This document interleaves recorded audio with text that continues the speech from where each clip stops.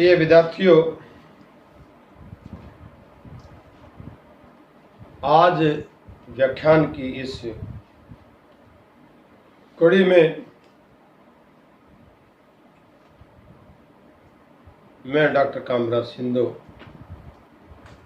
अध्यक्ष हिंदी विभाग, दूरवर्ती शिक्षा निदेशालय, कुरुक्षेत्र विश्वविद्यालय कुरुक्षेत्र द्वारा आयोजित कार्यक्रम के रामधारी सिंह दिनकर विषय को लेकर प्रस्तुत हुआ हूं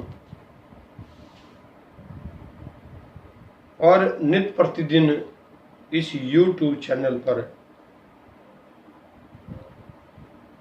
हिंदी विषय को लेकर चर्चा और परिचर्चा हो रही है।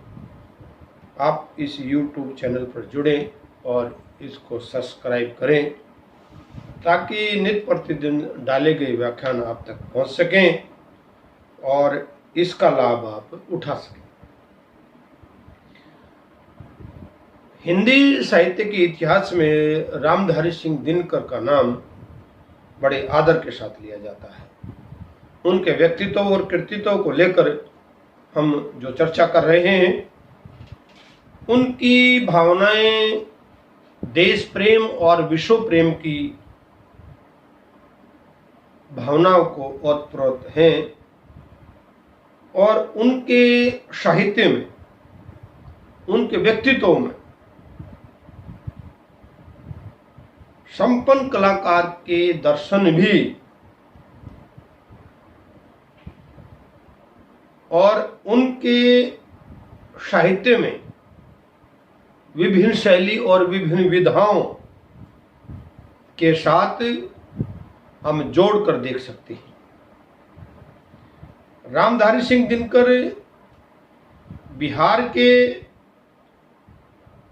एक सिमरिया गांव में 1908 में पैदा हुए और समुचित शिक्षा प्राप्त करने के उपरांत सन 1952 से 1963 तक वे भारत में राज्यसभा के सदस्य नियुक्त किए गए।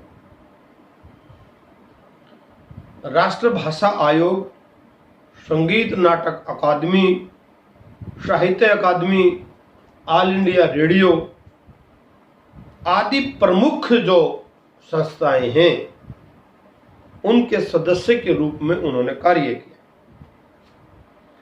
और इन सब कार्यों को ध्यान में रखते हुए भारत सरकार ने रामधारी सिंह दिनकर को पद्म भूषण से सम्मानित किया। रामधारी सिंह दिनकर की काव्य संग्रह एक बहुत बड़ी लिस्ट है, जैसे हुंकार है, रेणुका, रसवंती, द्वंद्व गीत, सामधेनी, बापू, इतिहास के आंसू, धूप और धुआं, दिल्ली, नीम के पत्ते, नीम कुसुम, चक्रवाल, बहुत लंबे एक लिस्ट के रूप में उनका काव्य संग्रह है।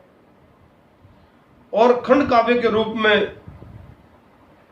पर्ण भंग और रसिम रथी, कुरुक्षेत्र जैसे महाकाव्य की रचना करके रामधारी सिंह दिनकर अमर हो गए और उर्वशी जैसे गीत नाट्य लिखकर उर्वशी और पुरवा की प्रेम कहानी इस विश्व में विख्यात हुई। गद्य साहित्य में रेती के फूल, उजली आग, भूमिका, पंत, प्रसाद और मैथिली शरण गुप्त, वट पीपल, राष्ट्रभाषा, राष्ट्रीय एकता, भारत की संस्कृति एकता और देश विदेश की संस्कृति के 4 अध्याय लिखकर रामधारी सिंह दिनकर ने हिंदी के इतिहास में अपना नाम दर्ज करवा दिया। मानवतावादी दृष्टिकोण रामधारी सिंह दिनकर के साहित्य में पूर्ण रूप से मानवीय भावनाओं से ओतप्रोत दिखाई देता है। रसिमरथी में कर्ण के मध्यस्य कवि ने इस विचारधारा को प्रस्तुत किया कि व्यक्ति की पूजा उसके गुणों के कारण होनी चाहिए, न कि जाति और धर्म के कारण। कवि ने स्वयं लिखा है कि यह युग दलित और अपेक्षित के उद्धार का युग है। अतएव यह बहुत स्वाभाविक है कि राष्ट्र भारती के जागरूक कवियों का ध्यान इस ओर आकर्षित करके हजारों वर्षों से अपेक्षित एवं कलंकित मानव जाति के उस आधार और उद्धार अपेक्षित और दलित जाति के लोगों के लिए वो प्रतीक के रूप में प्रतिबिंब होते दिखाई दे रहे हैं। कवि ने कर्ण के चरित्र का उद्धार करते हुए मानवता दृष्टिकोण को इस भाव में प्रस्तुत किया कि मैं उनका आदर्श कहीं जो व्यथा न खोल सकेगा, पूछेगा जग किंतु पिता का नाम न बोल सकेगा।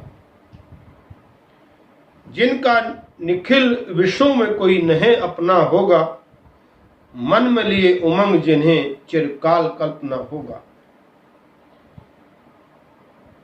मानवतावादी दृष्टिकोण को रामधारी सिंह दिनकर इस प्रकार व्याख्यायित करेंगे कि मानव धर्म सबसे ऊंच धर्म है, मानवता सबसे बड़ा कर्म है और मानवता ही सबसे बड़ी जाति है। वो कह रहे हैं मैं उनका आदर्श कहीं जो व्यथा न खोल सके, पूछेगा जग किंतु पिता का नाम न भूल सके। इस प्रकार की भावनाओं को व्यक्त करते हुए रामधारी सिंह दिनकर ने हिंदी के इतिहास में एक नई लेखन परंपरा का आरंभ किया। रामधारी सिंह दिनकर के साहित्य में राष्ट्रीय भावना और राष्ट्रीय चेतना एक प्रमुख स्थान के रूप में स्थापित हो गई। उनकी रचनाओं में भारतीय संस्कृति का गौरव और भारतीय प्राचीन गौरव, उन्होंने भाषा शैली के आधार पर उसका गुणगान किया है। उनकी कविताओं में भारत सुनहरा अतीत सर्वत्र झलकता दिखाई दिया। उन्होंने भारत की जो समस्याएं और उनके सामने जो उन्होंने देखा, समझा, परखा, वर्तमान दशा को लेकर जो वो चिंतन और मनन कर रहे थे, उन्होंने सचमुच उसका उनके शब्दों में और राष्ट्रीय चेतना को जगाने की चाह में कह दे शंकर से आज करे वह प्रलय नृत्य फिर एक बार, सारे भारत में गूंज उठे हर हर बम का फिर मह ऊंचा। कवि कहता है कि शक्ति की बुझती ही शिखा को नया जीवन देने के लिए परमात्मा से अंगार की याचना करो। कवि राष्ट्रीय शक्ति की बुझती हुई शिखा को नया जीवन देने के लिए परमात्मा से प्रार्थना करे, परमात्मा से याचना करे। दाता पुकार मेरी संदीप्ति को जला दे, बुझती हुई शिखा को संजीवनी पिला दे। प्यारे स्वदेश के हित अंगार मांगता हूँ, चढ़ती जवानियों का श्रृंगार मांगता हूँ। मानव जीवन की उन कुंठाओं को खोलते हुए तो रामधारी सिंह दिनकर ने अपने भाव को व्यक्त करते हुए और अपने शब्दों के उद्गार को इस प्रकार व्यक्त किया कि मानव की आंखें खुल गई। रामधारी सिंह दिनकर के साहित्य में श्रृंगार और माधुर्य किस प्रकार से दिखाई देते हैं, उन्होंने श्रृंगार की बात की है, उन्होंने माधुर्य की बात की है। रसवंती नामक संग्रह की अनेक कविताएं तथा उर्वशी गीत काव्य के विभिन्न अंश, सरसत्ता, सकुमारता और सौंदर्य प्रीतम की बात करी है। कवि ने नारी प्राकृतिक सौंदर्य और प्रेम विषय की बात की है। उन्होंने बालिका वध की बात की है। उन्होंने अतीत के जो चलचित्र थे, अतीत की जो धारणाएं थी, उस पर बात करते हुए कहा, दो प्रेमी हैं यहाँ, एक जब पड़े सांझ उल्हा गाता है, पहला स्वर उसकी राधा को घर से यहाँ खींच लाता है। चोरी चोरी खड़ी नीम की छाया में छिपकर सुनती है, वही ने क्यों मैं कड़ी गीत की विधना यो मन में गुनती है। वह गाता पर बड़े वेग से, फुल रहा इसका अंतर है, और गीत अगीत कौन सुंदर है। उनके साहित्य में इस प्रकार की गीत और अंगीत भावनाएं, अनुभूतियां, रस, रोमांस और सरसता और कोमलता, सौंदर्यता और नारी की सुंदर और सौंदर्य पर चर्चा करते हुए इस प्रकार की संवेदना व्यक्त करते हैं। रामधारी सिंह दिनकर के शोषित जो वर्ग है भारतीय समाज में, जो अपेक्षित वर्ग है और जिसका आज तक भी अपेक्षा की जा रही है, जिसको आज भी हे की दृष्टि से देखा जा रहा है, अपेक्षित समाज और दलित समाज की पीड़ा को, उन्होंने मजदूरों की पीड़ा को, उन्होंने शोषित की पीड़ा को और समाज में पूंजीवाद की व्यवस्था को समाप्त करने की जो भावना व्यक्त की है, जो आक्रोश उनकी वाणी में गूंजा है। शवानों को मिलता वस्त्र दूध, भूखे बालक अकुलाते हैं, माँ की हड्डी से चिपक ठुटर जाड़ों को रात बिताते हैं। युवती की लज्जा बसन बेच जब ब्याज चुकाए जाते हैं, मालिक जब तेल कुलेलों पर पानी का द्रव बहाते हैं, पापी महलों का अहंकार देता मुझको वह आमंत्रण।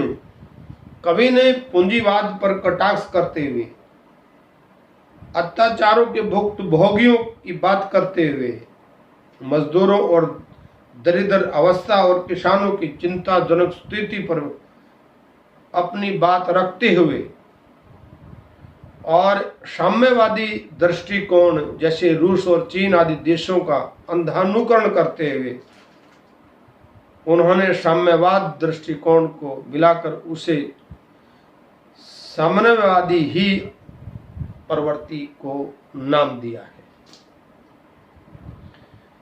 कहे नगेंद्र के शब्दों में, हम यह नहीं कहते कि दिनकर जी समाजवाद का प्रभाव नहीं था, अवश्य ही दिनकर के मन में समाजवाद के प्रति गहन आस्था थी, गंभीर आस्था थी, गंभीर चिंतन था और उस कवि की भावनाओं को, उसके स्वभाव को अभिव्यक्त किया है। रामधारी सिंह दिनकर ईश्वर में कैसे विश्वास करें, और वो कहते हैं कि ईश्वर में विश्वास करने से शक्ति प्राप्त होती है और अपने जीवन में उन्होंने प्रारंभिक ही कविताओं में अपने आराध्य को, भगवान को सर्वस्व मानकर उसकी आराधना करने की बात की है। कुरुक्षेत्र में कवि ने भाग्यवाद के प्रति घृणा व्यक्त की है। उन्होंने भाग्यवाद की जगह कर्मवाद को प्रधानता दी है। उन्होंने कहा कि भाग्य अकेला काम नहीं करता।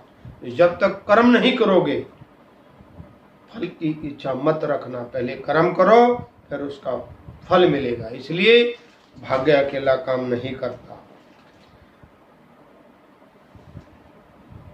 कवि के हृदय में प्राकृतिक चित्रण किस प्रकार से है? दिनकर ने अपने काव्य में प्राकृतिक चित्रण का एक अनूठा प्रयत्न और प्रयास किया है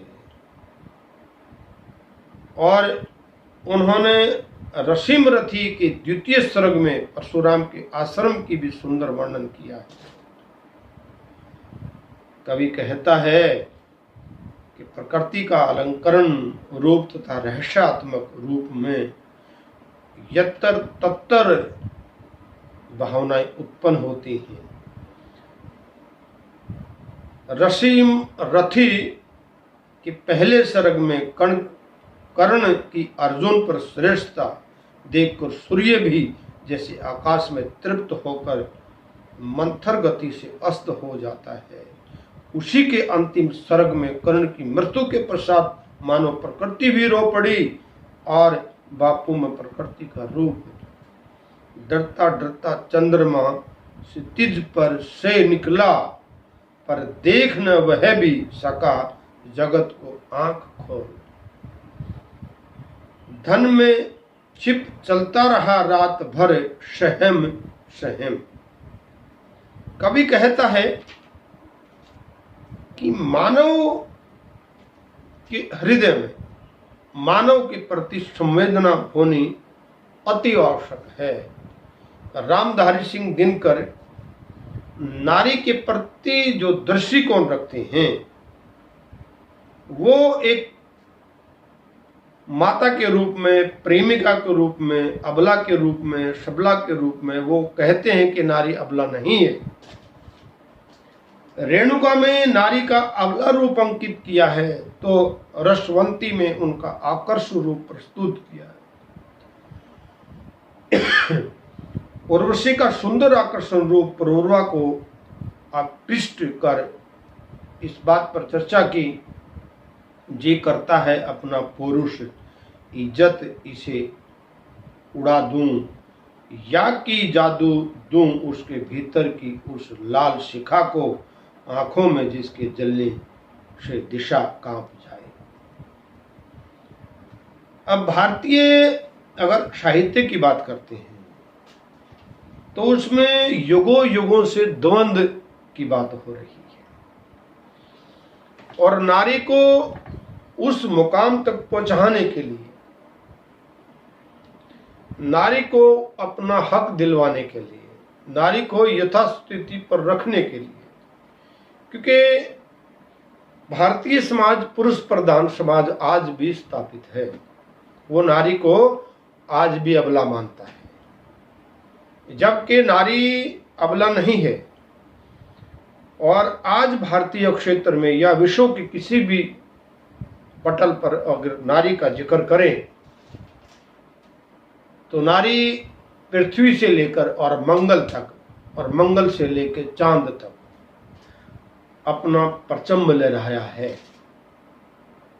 और भारत में ऐसी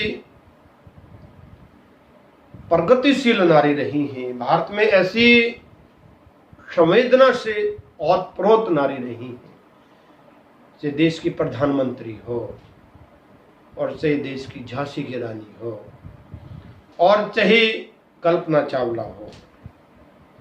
इस आकर्षण की बात अगर हम करें, अगर इस रसवंती की अगर हम बात करें, अगर रेणुका की बात करें तो दोनों में बहुत भिन्नता है, बहुत दुखदायी बातों का वर्णन है। उर्वशी में ईश्वर को संपूर्ण सृष्टि का रचयिता माना जाता है। कवि को प्रकृति और प्रकृति से जुड़े अंतर को प्रतीत करना, महसूस करना, दवंद रंज भर नहीं कहीं भी प्रकृति और ईश्वर में। दवंदों का आभास है द्वैत में मानस की रचना। जीव को और ब्रह्म की बात करें तो नारी में कोई अंतर नहीं है। दोनों हैं प्रतिमान किसी एक ही मूल सत्ता के, देह बुद्धि से परे नहीं जो नर अथवा नारी। रामधारी सिंह दिन के काव्य में मुहावरे, लोकोक्तियां, भाषा की कलिष्ठता और छंद अलंकारों का प्रभाव पूर्ण रूप से दिखाई देता है। और भारतीय हिंदी के इतिहास में रामधारी सिंह दिनकर ने जो नारी के प्रति जो भावना व्यक्त की है और मानवतावाद के प्रति जो अपने भाव व्यक्त किए हैं, वो स्वाभाविक रूप में भारतीय के उस राष्ट्र कवि के रूप में जो व्यक्त किए हैं, वो किसी और कवि में वो भावनाएं नहीं दिखाई दी। उन्होंने भारतीय जो अर्थव्यवस्था है, साम्यवाद पर उन्होंने बात की है, समाजवाद पर उन्होंने बात की है और मानवतावाद पर उन्होंने बात की है। और भारतीय कवि इस प्रकार की सर्वोत्तर अगर जिज्ञासा और भाव अपने मन में रखते हैं तो उसके भावों को व्यक्त करें और उसके भावों को समाज में प्रेषित करने का काम करें। कुछ नई पैदा रंगों में जा करे, कुछ अजब पैदा नया तोहफा करे। यही विचार के साथ रामधारी सिंह दिनकर ने के व्यक्तित्व और कृतित्व में एक नई प्रेम भावना, देश भावना, समाज के प्रति जो सजग और सचेत रहने की भावना उनके मन में कूट कूट के भरी हुई थी। मैं आज इस व्याख्यान कड़ी में रामधारी सिंह दिनकर के उस भाव को व्यक्त किया और मैं समझता हूँ कि भारत सरकार ने उन्हें पद्म भूषण से इसलिए नवाजा था कि वो सर्वगुण संपन्न कवि के रूप में भारत में विख्यात थे। आपको यह व्याख्यान कैसा लगा? अपनी प्रतिक्रियाएं जरूर दें और इस YouTube चैनल को सब्सक्राइब जरूर करें ताकि सब व्याख्यान आप तक पहुंच सकें। जय हिंद, जय भारत।